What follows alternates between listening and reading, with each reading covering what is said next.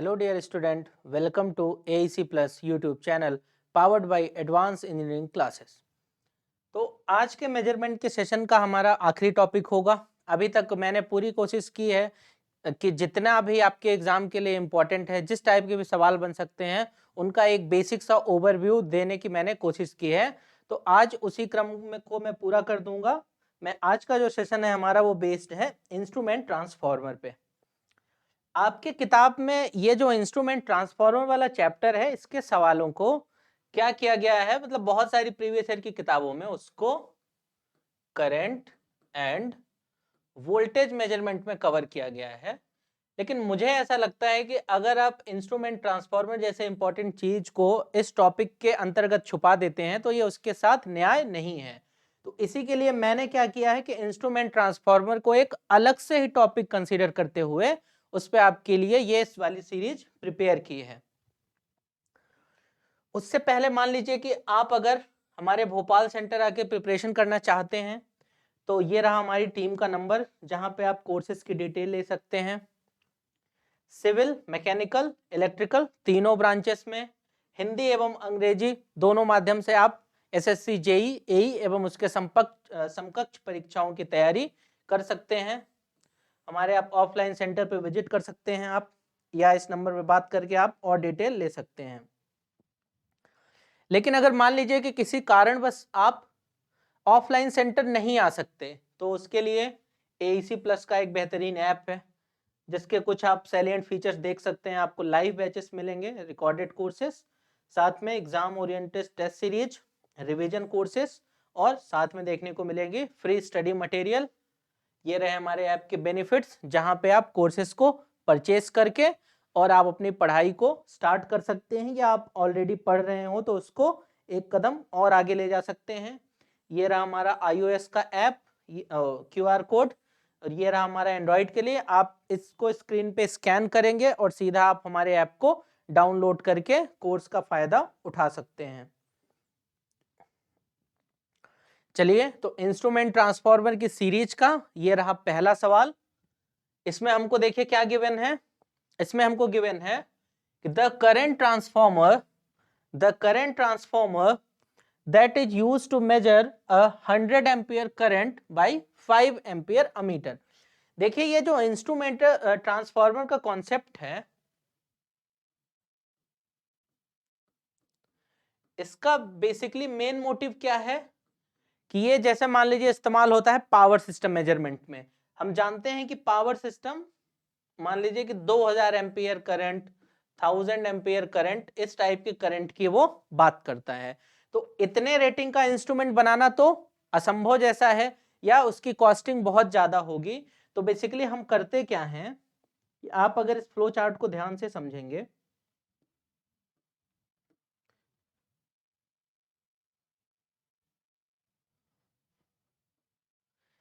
ये रहे हमारे सीटी और पीटी।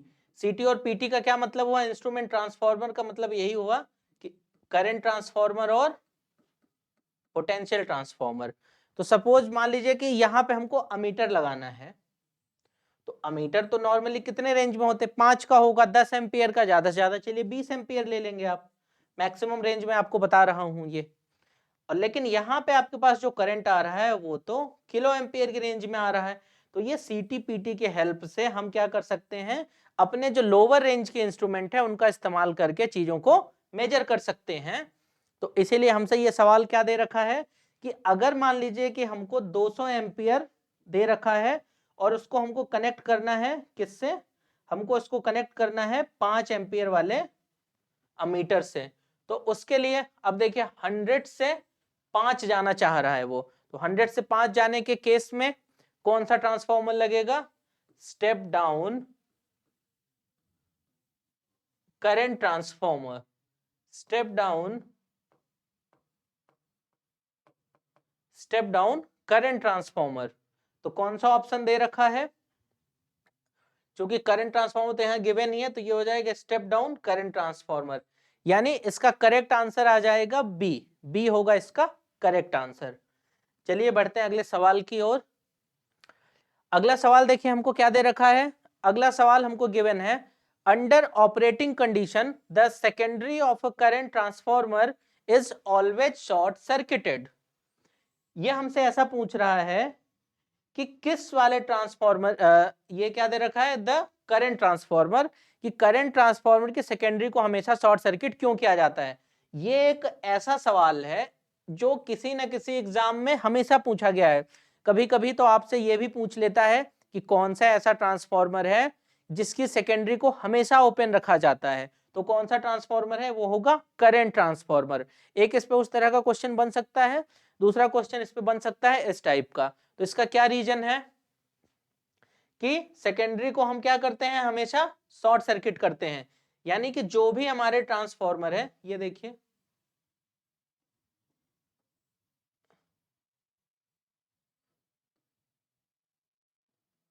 ये, तो इसको हमेशा शॉर्ट करके रखा जाता है। क्यों?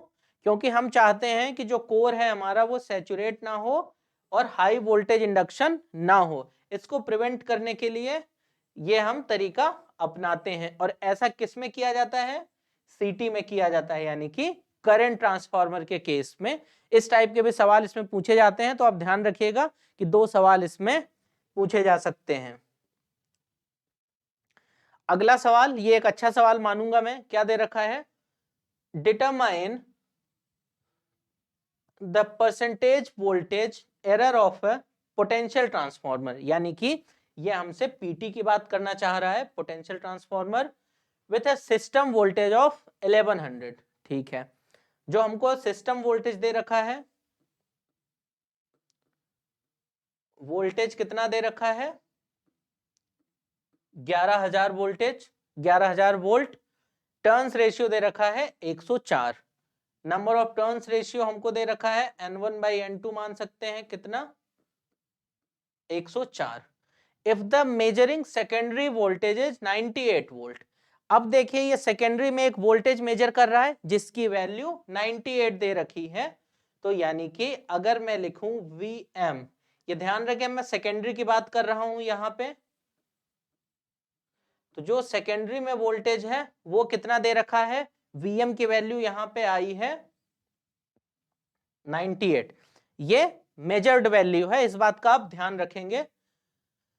ये तो मेजर्ड वैल्यू है, लेकिन जब ये प्राइमरी का वोल्टेज हमारे पास 1100 है, ये वाला वोल्टेज, और टर्न्स रेशियो भी 104 है, तो यहां से वोल्टेज की ट्रू वैल्यू कितनी आएगी। यानी अगर मैं VT लिखना चाहूं, ट्रू वैल्यू ऑफ वोल्टेज, तो क्या हो जाएगा ट्रू वैल्यू ऑफ वोल्टेज, तो ये देखिए कितना, 11000 और टर्न्स रेशियो 104, यानी 104। तो यहां से ट्रू वैल्यू कितना आ गई, 11000 भागे 104, यह आ गया 105.77, 105.77। ये हो गई इसकी ट्रू वैल्यू, किसकी, जो भी सेकेंडरी में आना था, लेकिन मेजर्ड वैल्यू उसकी 98 आ रही है, तो हमसे ये एरर जानना चाह रहा है। तो अब जो एरर होगी, या परसेंटेज में एरर क्या होती है, measured value minus true value,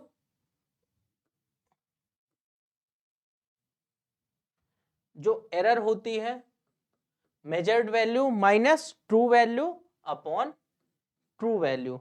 इसको आप याद रखिएगा, ये मैं पहले के सेशंस में भी आपको बता चुका हूं,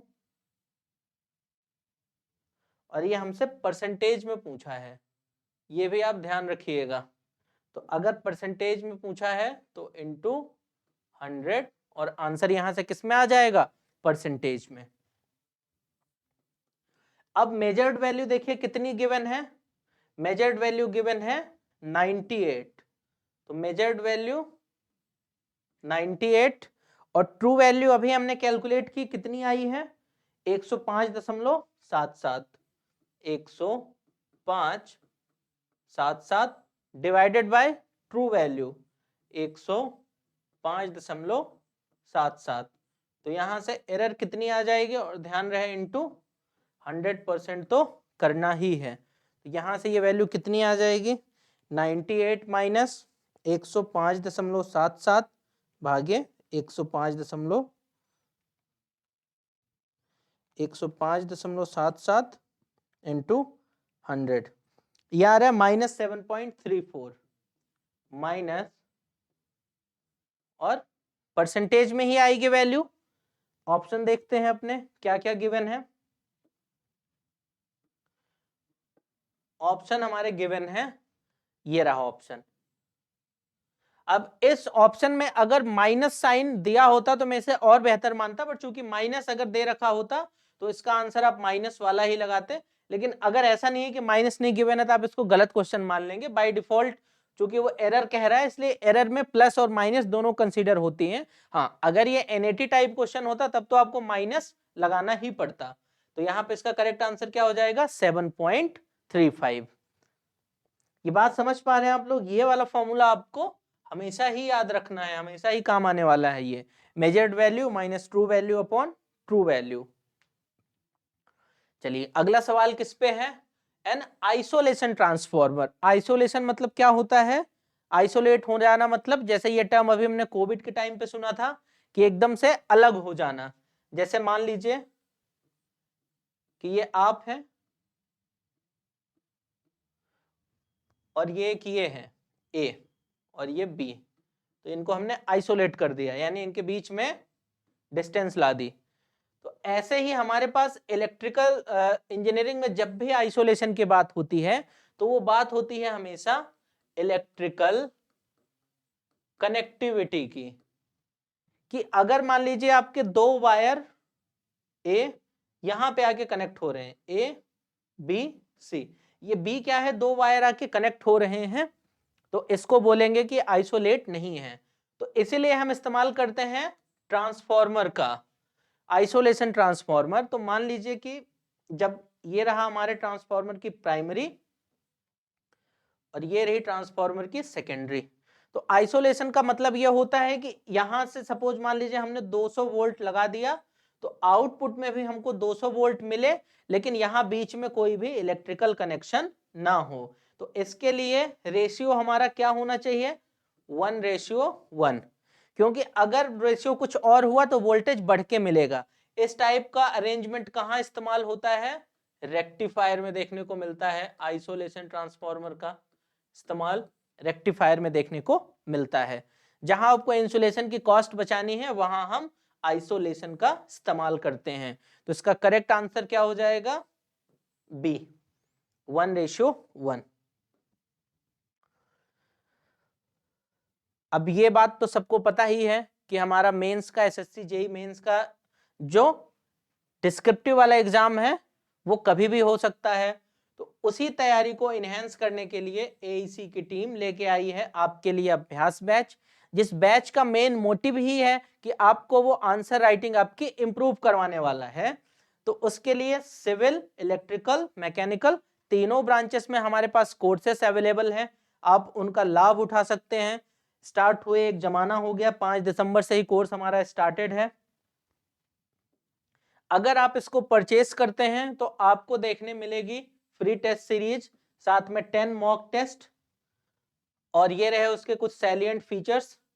250 से 280 घंटे का कोर्स ड्यूरेशन, 6 मंथ की वैलिडिटी के साथ आपको 2 महीने मिलेंगे, पूरे कोर्स कंप्लीशन की गारंटी है। ये रहे फीचर्स, आपको डीपीपीज मिलेंगी, कोर्स कंप्लीशन की गारंटी तो है ही। साथ में जो इस बैच की मेन खूबसूरती किसमें है कि ये आपको आंसर राइटिंग पे विशेष फोकस करवाएगा विथ कॉन्सेप्ट बिल्डिंग, वो तो प्राइमरी है ही, साथ में यहाँ पे 2 प्राइमरी चीजें रखी गई हैं कि आपको आंसर राइटिंग भी उतने ही बेहतर तरीके से करवाई जाएगी। अब मान लीजिए कि कोई ऐसा स्टूडेंट है जो पूरा कंप्लीट कोर्स नहीं लेना चाहता, क्योंकि जो अगर कंप्लीट कोर्स लेगा तो उसको तो हम test series as a complimentary दे रहे हैं। तो उसी के लिए हमारे पास ये अलग से टेस्ट सीरीज भी अवेलेबल है, इलेक्ट्रिकल, मैकेनिकल तीनों ब्रांचेस में। ये उसके कुछ सैलिएंट फीचर्स हैं। 25 दिसंबर से ही ऑलरेडी टेस्ट सीरीज स्टार्टेड हो चुकी है, तो आप उसको अवेल कर सकते हैं।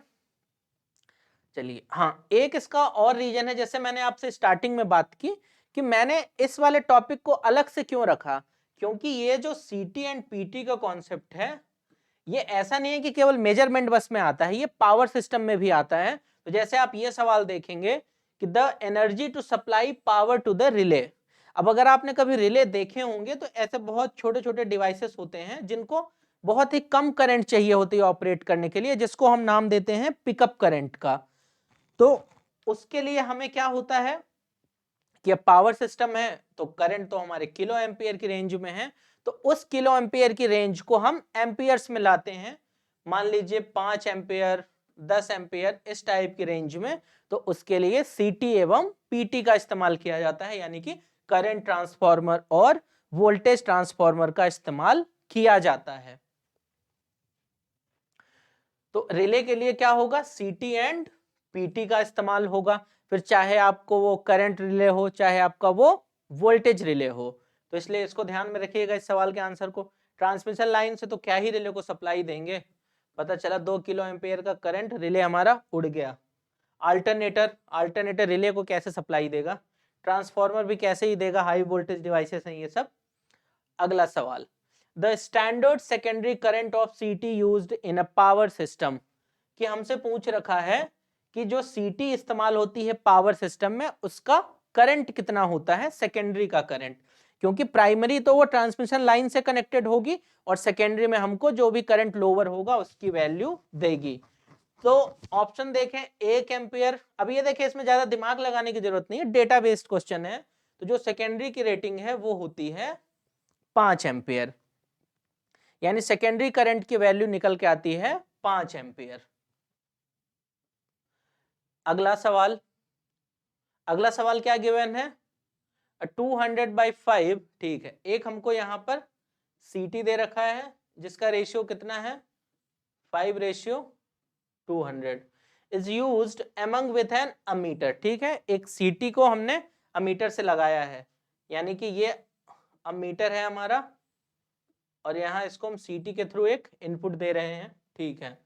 इफ द रीडिंग इज 2.5, यानी कि ये जो अमीटर है 2.5 रीड कर रहा है, तो हमसे पूछा है कि जो यहां से करंट इसको इनपुट मिल रहा था वो करंट कितना होगा।